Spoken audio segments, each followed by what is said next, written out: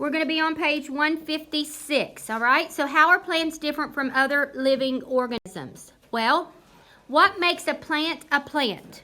Well, most scientists agree that plants have the following characteristics, okay?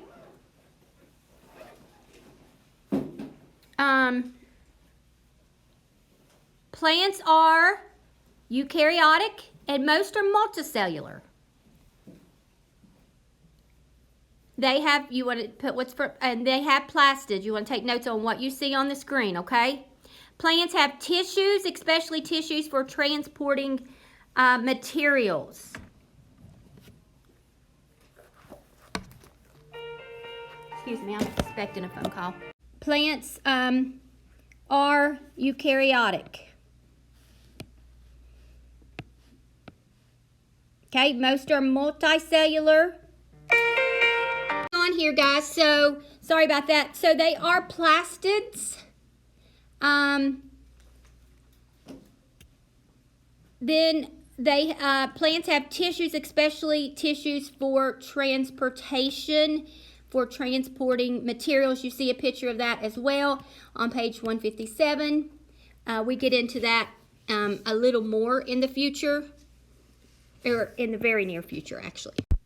Now, what makes a plant a plant? Well, cellulose. If you look at the middle on page 157, you see plants have cell walls made of cellulose. Highlight that word in your book as well as take notes, which in turn is made of long chains of sugar, okay? You'll see that there in your textbook. You don't have to write that down by having long chains of sugar, but you do need to highlight the word cellulose. But plants also have a waxy coating called a cuticle. We have cuticle on our nails, but if you look at a plant, most plants are producers that get their energy from photosynthesis. However, they prevent their tissues from drying out in bright sunlight. So they have like a waxy coating on their leaves there, and you can see how the water just sort of rolls right off of those leaves. That keeps, that's of course for protection and things like that. Okay, so it helps prevent water loss. All right, plants have a multi-stage life cycle that consists of both gamete producing stage and spore producing stage, and you can also see that on page 157. Plant classification, which means you can also turn the page over to page 158.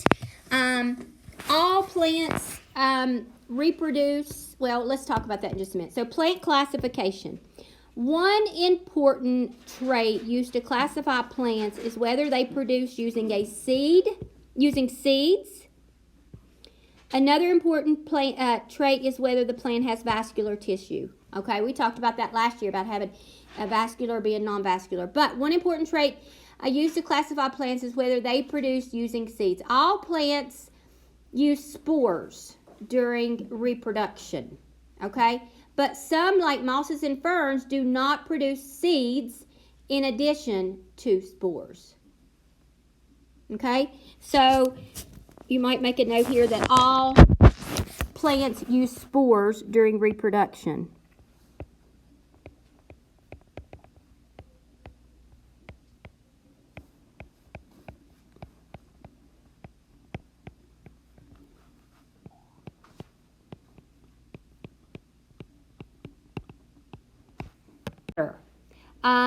Vascular tissues, as you see in your textbook, conduct water and other material in some plants. They are called vascular plants. Those that do not have vascular tissues are non-vascular plants. We talked about that as well last year. A non-vascular plant are seedless. Highlight that in your book on page 158. It's the fourth paragraph down. It says all non-vascular plants are seedless. Okay, some vascular plants also reproduce without seeds. Other vascular plants produce seeds. All right, so thus plants can be divided into three major categories. When we learned about it last year, we learned about the non and the vascular plants. So plants can be divided into non-vascular, seedless vascular, and seed-bearing vascular. You don't have to write that down, but yes. So here you go, vascular plant, vascular tissue. It's the, hang on. So vascular tissues. This is where they conduct water and other materials in other plants. Did we do the vascular plant lab last year? No. Where we did the dye or the I bought the flowers and brought them in, and we did the water food coloring, and then it came up through the vascular tubes and it colored the different colors of the flower. We did that last year. Yeah, I remember doing Okay, yeah. Well, no, I was going to do it with 6th grade, but it's hard to do with us being out so much because we need to do it and then be in school for a few days. Plus, I can't find white flowers right now. Anyway, moving on. Okay, let's move on. So remember what vascular plants are. Now, here are, this is where you want to write down the 3 major categories. Non-vascular, seedless vascular plants, and seed-bearing vascular plants. Those produce seeds. Okay?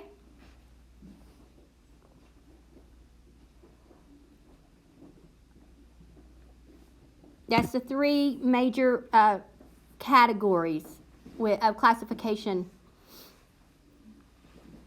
of plants.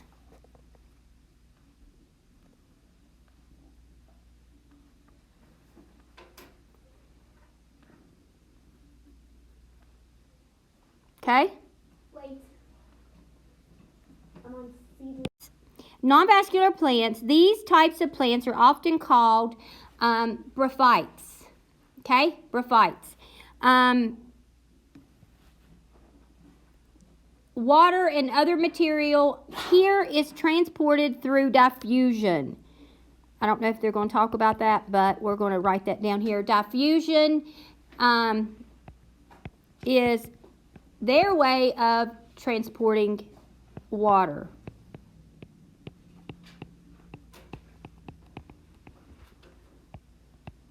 All right, so non-vascular plants, most are short.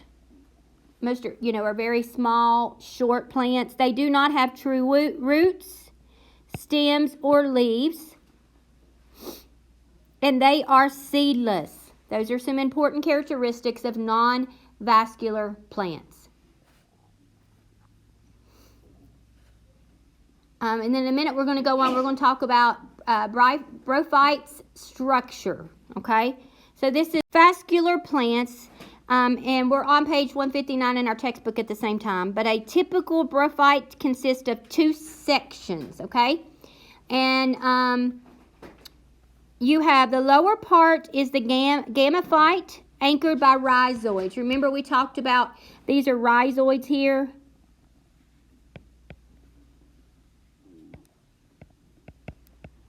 And this is in your textbook. You can look at it as well on page 159. This green thing is classified or is called the gametophyte. Gametophyte. Okay? And then the sporophyte, which is classified from here to here.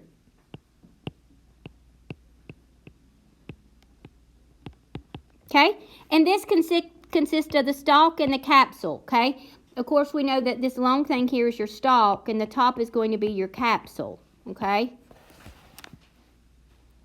Now, the upper part of the bryophyte, which is a sporophyte, consists of the stalk, which grows from the leafy part, and the capsule at the end of the stalk. These are involved in producing spores for reproduction, okay?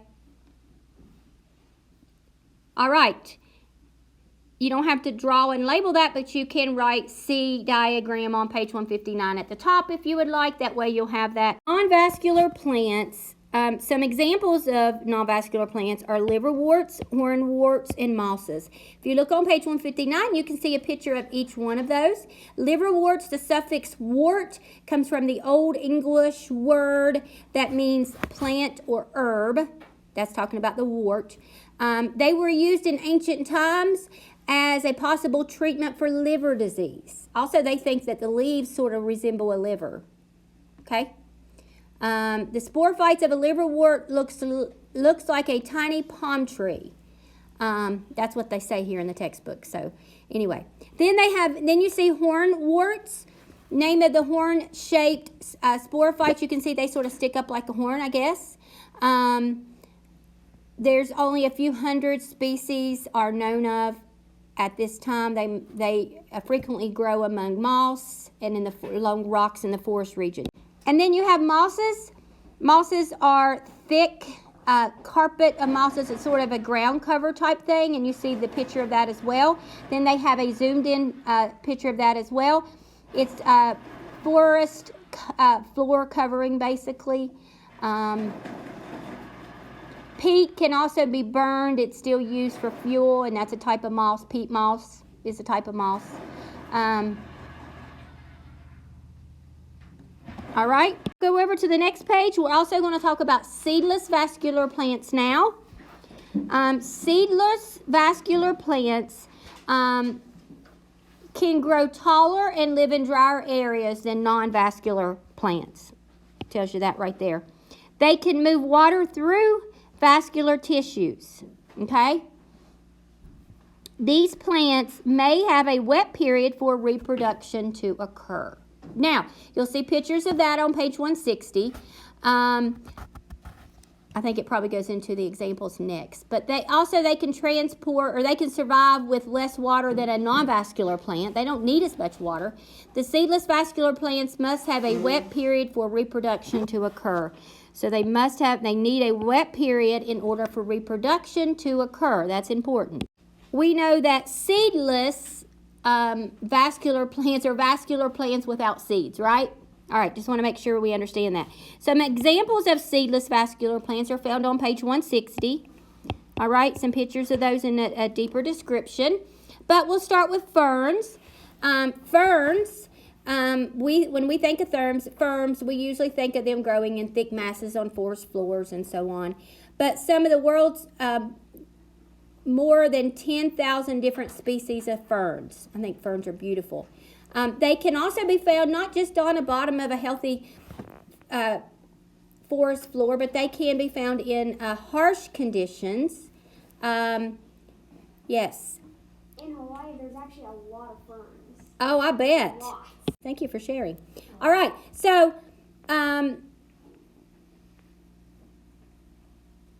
okay, so ferns. Let's talk a little more. Now, fern leaves are called what? What are the fern leaves called? Anybody remember? They're called, I don't know. Fronds. We talked about that last year, fronds. Let me just make sure that, yeah, okay. So, if you look at page 160, it talks about that right underneath where it has ferns. In that little paragraph, it talks about ferns. Leaves are called fronds. They come in shapes that often deer antlers, snake tongues, four-leaf clover, and fans. Frond blades are often divided into smaller segments. Smaller circular spore-producing structures called sori or sorus grow on the others underneath the frond. A frond will emerge upward, and these young fronds are called fiddleheads. You see a picture of that? This is a fiddlehead, and you see a fiddlehead in the picture there. I think they're adorable. I don't know why. Some people can eat those.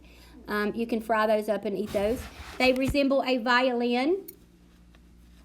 And then as they continue to grow, they roll out and their blades expand into their mature plant. Yes? In Hawaii, they use these big rooms for like table liners. So Oh, really? They put them on tables and like put vases and stuff. I bet it's beautiful. Yeah, it is. Interesting. Thank you for sharing that. Very good. And then we see club mosses, which evergreen plants. They are sometimes used in Christmas for decorations and things like that. And then you have horsetails. Horsetails are also there. Take a look at that with me on page 160 because horsetails have cilia, hard mineral in some of their cell walls. They can be used, be abrasive, which in the pioneers' days, they were used for cleaning, scrubbing pots and things like that. They also have a common name called a scourging rush. Everybody see that? Scourging. Wait, are fronds the big? I can't get What wood. is it? You know those plants that like eat bugs? Yeah, Venus flytrap. Yeah. I would love to have I one. used to have a tiny one when I was like, Did it die? yeah, it did. Why would you want something like Cause it's cool. It looks like it was dying whenever it ate a fly though. I'll show a video. We'll look a video of Venus flytrap in a little bit, okay? No, after we finish this up. All right, let's move on so we can get done here. Seed plants. Seed plants are the most familiar type of plants. They have vascular tissue. They reproduce by seeds in addition to spores, and seeds are multicellular. Now, if you look with me, I was going to talk about embryo, and that way I can hold it so far. So seeds are very different from spores. The single-celled spores are in a precarious position with few energy reserves, and only a cell wall protect them now from the environment. So, in contrast, guys, seeds are multicellular and contain a young plant called an embryo, which we'll get to on the next slide, okay? An embryo seeds usually have an abundant energy source and have one or more barriers to protect them from the environment, okay? This is where we get in, we talk about seed plants, we get into this and we talk about the angiosperms and the gymnosperms, okay? We'll get into that in just a few minutes. I hope you remember what I said about angiosperms. Angie likes flowers and Jim doesn't. Jim doesn't produce flowers, right? All right, everybody got this? I'm ready multicellular right The next page so I know. Okay, yeah. All right, so an embryo. What is an embryo? Well, it's also on page 162, the young plant that grows into a new sporophyte. That is an embryo. Seeds usually have, well, we just talked about that. Okay, so that is an embryo. Write that down. An embryo or young plant that grows into a new sporophyte. Okay? Hard to see. It kind of blends in with the color. Okay, well, here, I'll tell you what it says. The young plant that grows into a new sporophyte. Sporophyte. All right, so angiosperms, the group of plants that produce flowers and fruit. Now, angiosperms are the largest group of plants in the world.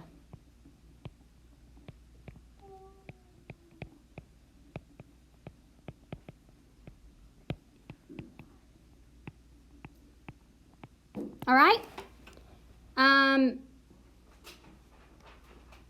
Now, angiosperm, the seeds are fully covered. They have, protection on their seeds. The angiosperm means covered seed. That's what the word means, I think, is what it's, angiosperm means covered seed. That's right. The word means covered seed. Okay?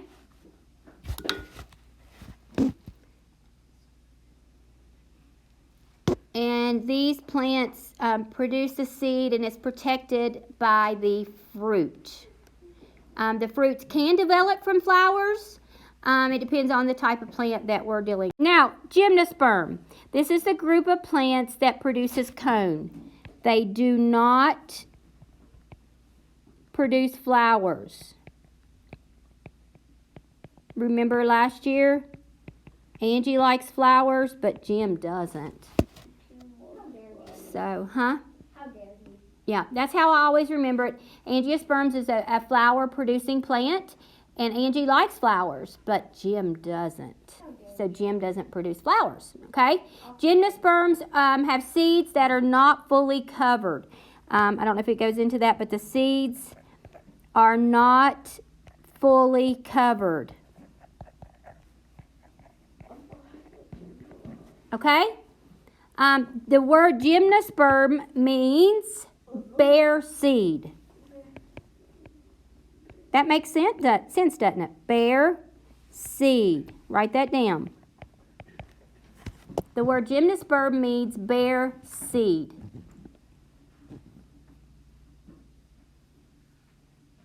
Now,